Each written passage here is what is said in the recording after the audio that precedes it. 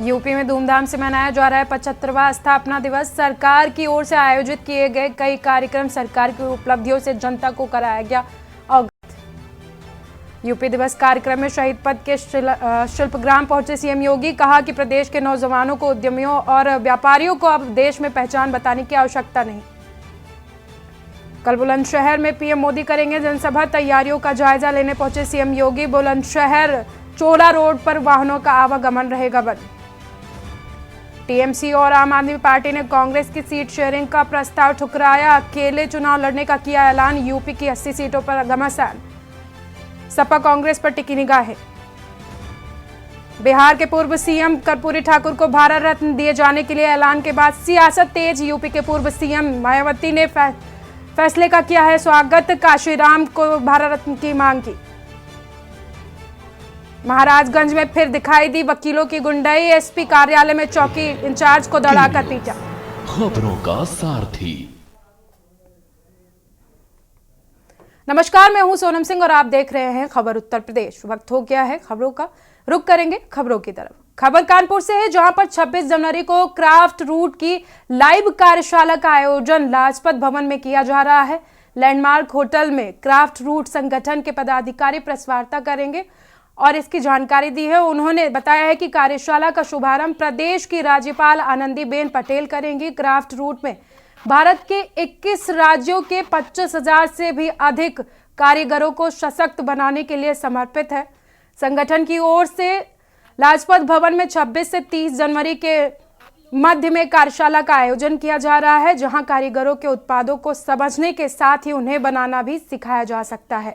Press वार्ता में संगठन की तरफ से बताया गया कि आनंदीबेन पटेल, रीनाबेन रावल, एमडी हाशिम अकील भाई, दुरेंश अकील बानो, दियाबेन आदि पदाधिकारी मौजूद रहे।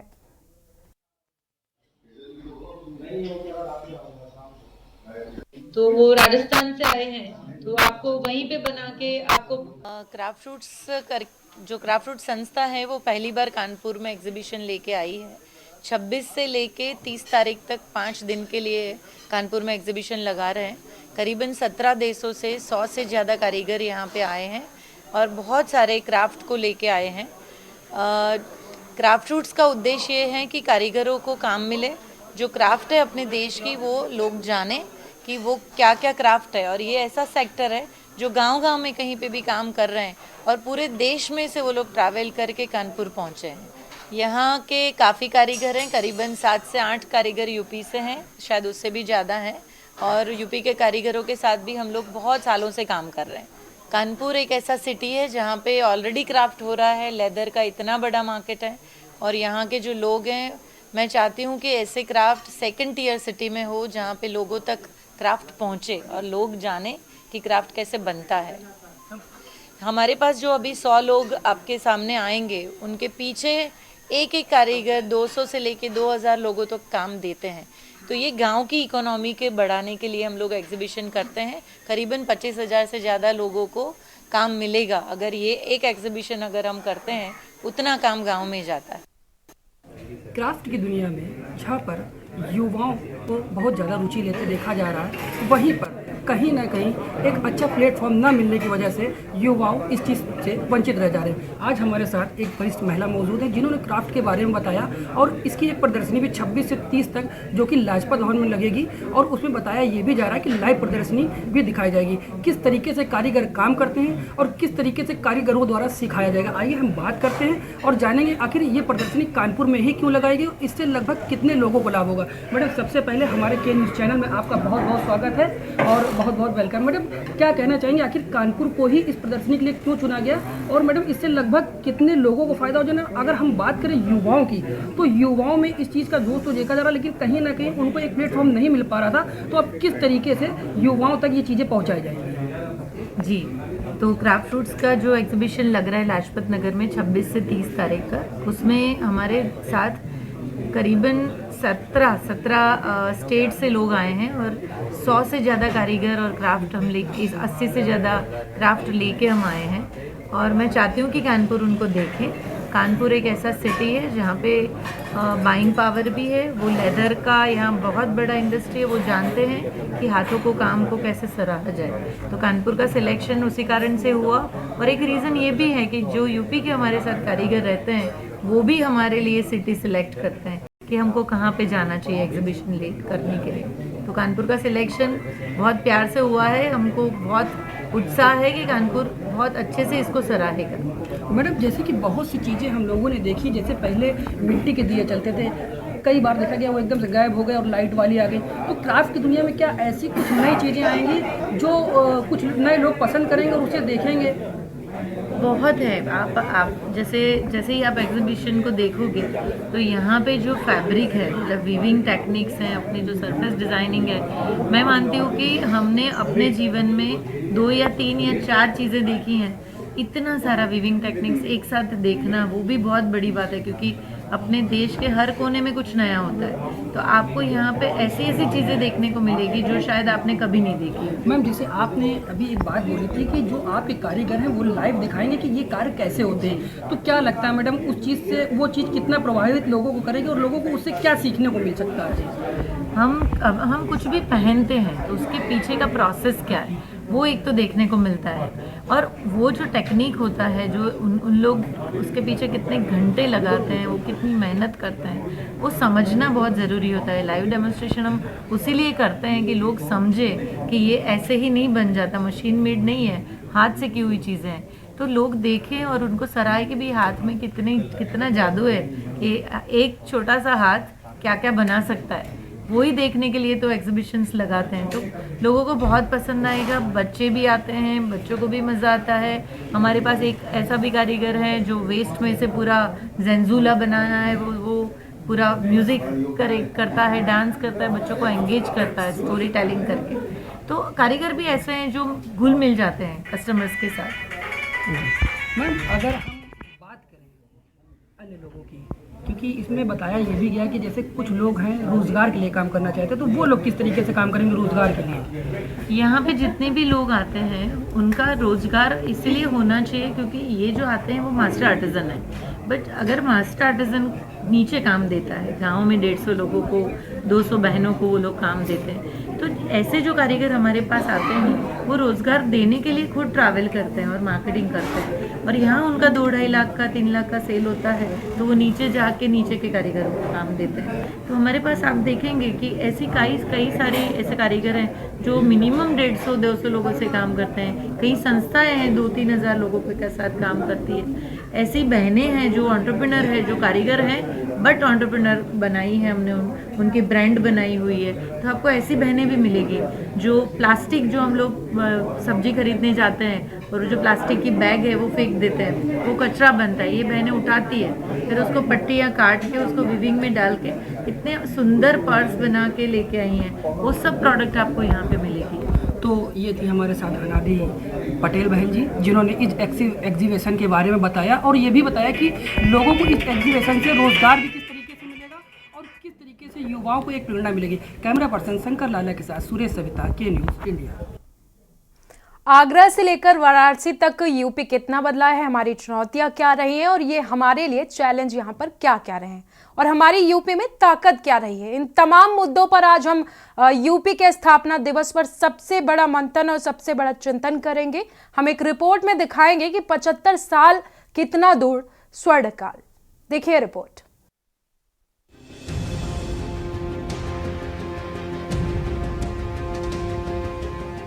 दो 2017 में जब से योगी सरकार बनी है तभी से सबकी भागीदारी से यूपी की तस्वीर निरंतर बदल रही है।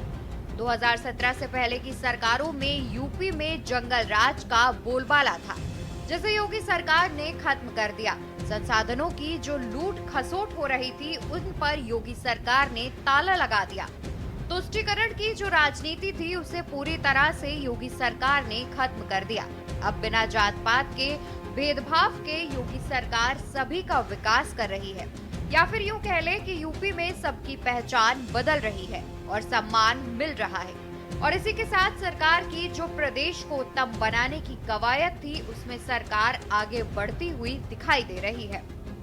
यात्रा का सबसे महत्वपूर्ण केंद्र बिंदु अत्यंत प्राचीन काल से ही रहा है। भारत की आध्यात्मिक और सांस्कृतिक विरासत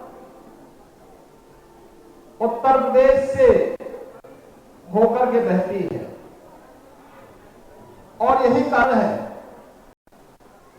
कि प्रदेश सरकार ने इसे जब थोड़ा भी प्रोत्साहन दिया और केंद्र सरकार का संरक्षण प्राप्त हुआ, आज उत्तर प्रदेश देश और दुनिया में अपना एक विशिष्ट स्थान बना रहा है। प्राचीन काल में हम सब इस बात को जानते हैं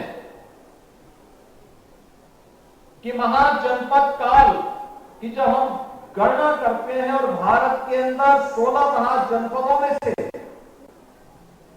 8 जनपद ऐसे थे, काशी, कौशल, मल, चेदी, वत्स, कुरु, पांचाल और सुरसेन, जो उत्तर प्रदेश के क्षेत्र में आते थे।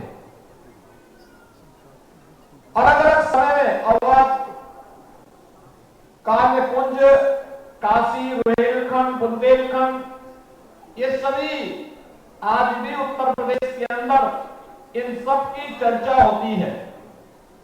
और ब्रिटिश शासन के दौरान पश्चिमी प्रांत, उत्तर पश्चिमी प्रांत, आगरा और अवध को संयुक्त प्रांत आदि नामों से भी ये प्रदेश जाना जाने लग गया है। वहीं इन 75 सालों में बीजेपी के अलावा यूपी में और भी सरकारें रही हैं, जिनमें हम जिक्र करेंगे साल 2007 का, जब यूपी में मुलायम सिंह की सरकार थी और मुख्यमंत्री योगी आदित्यनाथ को उस वक्त गोरखपुर का तत्कालीन सांसद बनाया गया था। और यूपी में दुर्दशा को देखते हुए योगी आदित्यनाथ संसद सत्र में भाषण के दौरान रो पड़े थे और अपने मन में दृढ़ निश्चय लिया था कि यूपी की तस्वीर को बदलना है और बदल कर रख दी। चाहे ताज नगरी आगरा हो या फिर धर्म नगरी वाराणसी, हर जगह पर विकास की झलक देखने को मिल रही है और जो वादा योगी सरकार ने किया था वो उसी पथ पर चलते हुए निरंतर प्रदेश का विकास कर रही है। इसका सबसे बड़ा उदाहरण है अयोध्या का राम मंदिर, जिसका उद्घाटन यूपी दिवस से ठीक पहले किया गया, जो सालों साल तक अविस्मरणीय रहेगा। रुक करेंगे अगली खबर की ओर। बताएंगे हमीरपुर में धूमधाम से मना है उत्तर प्रदेश दिवस। स्कूली बच्चों ने सांस्कृतिक प्रोग्राम प्रस्तुत किए हैं। कार्यक्रम स्थल में सरकारी विभागों की योजनाओं के स्टॉल लगाए गए हैं। विभागों के 5 लाभार्थियों को किया गया है सम्मानित।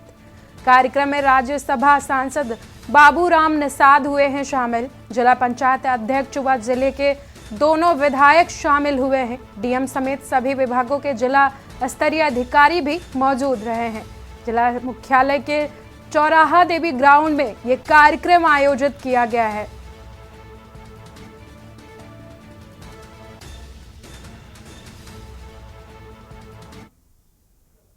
पीलीभीत के गांधी स्टेडियम में 3 दिवसीय यूपी दिवस समारोह का आयोजन किया गया।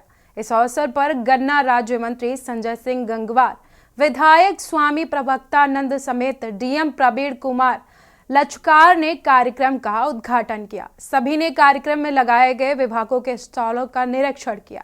इसी के बाद कार्यक्रम की शुरुआत की गई। पूरे भारत में हर छठा नागरिक उत्तर प्रदेश का है, तो आप केवल राज्य ही नहीं, आपको बता दें कि अब केवल राज्य ही नहीं बल्कि विश्व में कई देशों में बड़ा यूपी बताया जा रहा है। यहाँ की जनसंख्या कई देशों से भी ज्यादा है और इतनी बड़ी है कि जनसंख्या के साथ आपको बता दें कि जनसंख्या के साथ लेकर चलना, उनके लिए विकास की योजनाएं बनाना और उन्हें धरातल पर उतारना उतना ही बड़ी चुनौती है। संख्या 1 करोड़ है, हमारे यहाँ निर्देशन में 23 करोड़ है और इतनी बड़ी जनसंख्या को साथ लेकर चलना, उसके लिए विकास की योजनाएं बनाना, उनको धरातल पे उतारना एक बहुत बड़ा चुनौतीपूर्ण कार्य है। और उत्तर प्रदेश में ये सब कुछ कार्य जो हो रहे हैं प्रशासनिक दृष्टि से वो बहुत अच्छे तरीके से संपन्न। रुकते हैं एक छोटे से ब्रेक पर। ब्रेक के बाद वापस आते हैं। यूपी दिवस के अवसर पर कृषि विश्वविद्यालय में उत्तर प्रदेश दिवस का आयोजन किया गया, जिसमें मुख्य अतिथि विधानसभा अध्यक्ष सतीश महाना रहे। मेयर प्रमिला पांडे भी मौजूद रही। विधायक सुरेंद्र मैथानी, डीएम विशाखा अय्यर ने दीप प्रज्वलित कर कार्यक्रम का शुभारंभ किया। सीएसए द्वारा आयोजित उत्तर प्रदेश दिवस के मौके पर एक प्रदर्शनी का आयोजन ग्राउंड में किया गया। आयोजित कार्यक्रम विधानसभा अध्यक्ष सतीश महाना ने कहा कि 10 वर्ष पहले काफी पिछड़ा था उत्तर प्रदेश। कई प्रकार की बातें होती थी, लेकिन 7 साल के अंदर नए कीर्तिमान स्थापित हुए हैं। पहले लोग उत्तर प्रदेश में आना पसंद नहीं करते थे, लेकिन आज सबसे पहले आने की होड़ होती है। उत्तर प्रदेश में विकास की धारा बह रही है।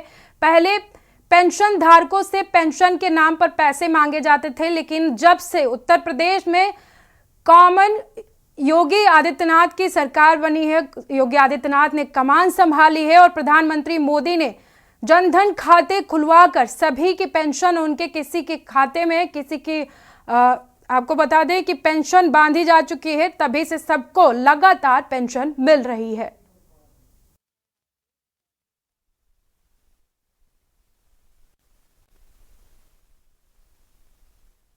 चौबीस जनवरी को उत्तर प्रदेश दिवस पूरे यूपी में बहुत धूमधाम से मनाया जा रहा है। उत्तर प्रदेश की जो एक छवि आज से 1 दशक पहले थी, उसमें बहुत बड़ा परिवर्तन आया है। चाहे विकास से संबंधित हो, चाहे किसान की समृद्धि से संबंधित हो, चाहे लॉ एंड ऑर्डर से संबंधित हो, चाहे विधायिका से संबंधित हो, हर क्षेत्र के प्रगतिशील उत्तर प्रदेश की निगाह पूरे देश और पूरे दुनिया की पड़ी है। इस नाते से आज उत्तर प्रदेश में उत्तर प्रदेश दिवस हर डिस्ट्रिक्ट में मनाया जा रहा है। माननीय मुख्यमंत्री जी के द्वारा जो ये निर्णय लिया गया, से कुछ वर्ष पहले भारतीय जनता पार्टी की सरकार आई, तभी उत्तर प्रदेश दिवस मनाने की शुरुआत हुई। उत्तर प्रदेश दिवस के मौके पर बागपत लोक मंच पर सांस्कृतिक कार्यक्रम का भव्य आयोजन हुआ, जिसमें बागपत सांसद सत्यपाल सिंह और सभी विभागों के अधिकारी मौजूद रहे। बागपत सांसद सत्यपाल सिंह ने मंच से बोलते हुए कहा कि उत्तर प्रदेश उत्तम प्रदेश बन चुका है और उत्तर प्रदेश के विकास मंडल को प्रत्येक राज्य अपनाना चाहते हैं। प्रधानमंत्री और मुख्यमंत्री के नेतृत्व में उत्तर प्रदेश ऊंचाइयों को छू रहा है। वहीं उन्होंने 2024 के चुनाव पर बोलते हुए कहा कि 24 में बीजेपी की जीत पक्की है, जो दीवारों पर लिखी है, बस लोगों को इसे पढ़ने की जरूरत है। आगामी लोकसभा चुनाव में 400 से अधिक सीटों पर बीजेपी चुनाव जीतेगी।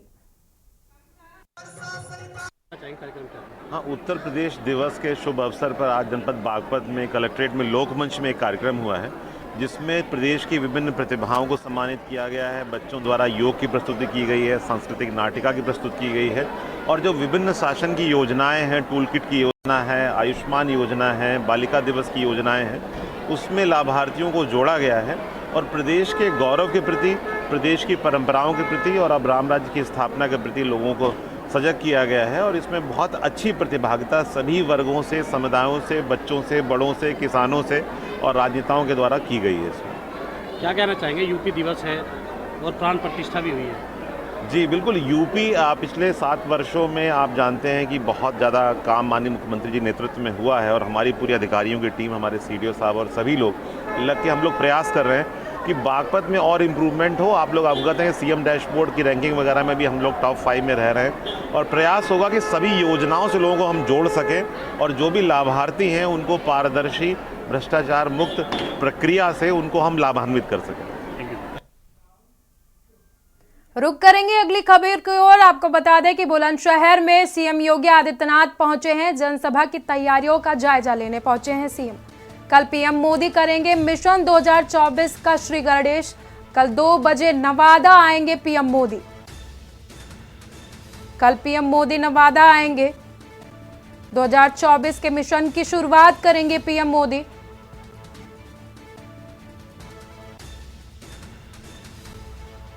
बुलंदशहर पहुंचे हैं सीएम योगी आदित्यनाथ। जनसभा की तैयारियों का जायजा लेने पहुंचे हैं मुख्यमंत्री योगी आदित्यनाथ। कल पीएम मोदी करेंगे मिशन 2024 की शुरुआत। कल 2 बजे नवादा पहुंचेंगे पीएम मोदी। जनसभा की तैयारियों का सीएम ने लिया है जायजा।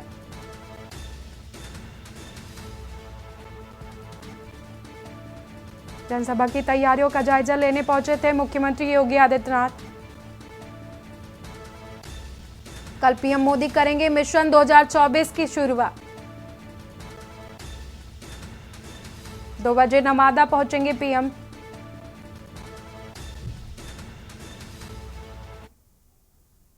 अगली खबर राजधानी लखनऊ से बता रहे हैं, जहां पर अकबर नगर मामले में अगली सुनवाई 27 को दोनों पक्षों को सुनने के बाद न्यायालय ने तारीख दे दी है। अकबर नगर में अतिक्रमण पर कार्यवाही को रोकने के बाद याचिका दायर की गई थी। याचिका पर सुनवाई की तारीख बढ़ा दी गई है। आपको बता दें कि राजधानी लखनऊ में अकबर नगर मामले में अतिक्रमण को जो लेकर के मामला था, उसकी सुनवाई की तारीख बढ़ा दी गई है। दायर याचिका पर सुनवाई की तारीख को बढ़ा दिया गया है। लखनऊ के अकबर नगर मामले में अगली सुनवाई 27 तारीख को होगी। दोनों पक्षों को सुनने के बाद न्यायालय ने यह फैसला लिया है। अतिक्रमण पर कार्यवाही को रोकने की याचिका थी। दायर याचिका पर सुनवाई की तारीख को बढ़ाया गया है।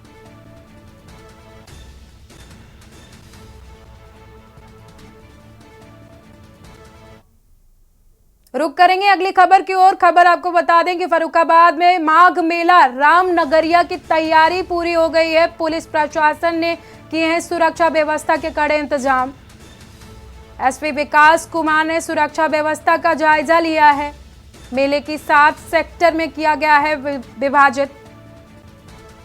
मेला क्षेत्र में बनाए गए हैं 15 वॉच टावर, जिन पर 4 पुलिस कर्मियों की तैनाती की जाएगी। वॉच टावर पर ड्रैगन लाइट सशस्त्र मुस्तैद रहेंगे। 21,000 टीम आपको बता दें कि 21,000 दीप जलाकर दीपदान मेले की तैयारी की जाएगी।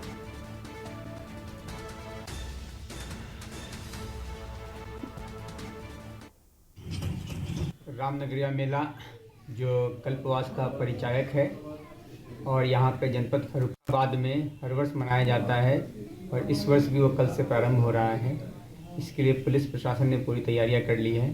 हमारा एक अलग से थाना वहाँ बनता है और कई चौकियाँ बनती हैं और गैर जनपद से भी फोर्स हमें प्राप्त होता है, जो कि प्राप्त हो गया है और इसमें हमने ड्यूटियाँ लगा दी हैं और हम लोग पूरी चाक चौबंद व्यवस्था रखेंगे और किसी भी तरह का सुरक्षा की दृष्टि से कोई भी घटना नहीं। देखिए, गंगा नदी के तट पर चलने वाला 1 महीने का ये श्री रामनगरिया मेले का कल भव्य उद्घाटन होगा जो है, जिसमें हम लोग घाटों को जो है 51,000 दियों से सजाएंगे और इसके साथ साथ 21,000 दीपदान कराए जाएंगे और हम लोग उसकी पूरी तैयारी किए हैं। इसके साथ साथ वहाँ पर लेजर एंड साउंड शो कराया जाएगा और उसके अलावा जो है वहाँ पे गंगा के किनारे जो है साफ़ सफाई की हम लोगों ने व्यापक व्यवस्था कर रखी है।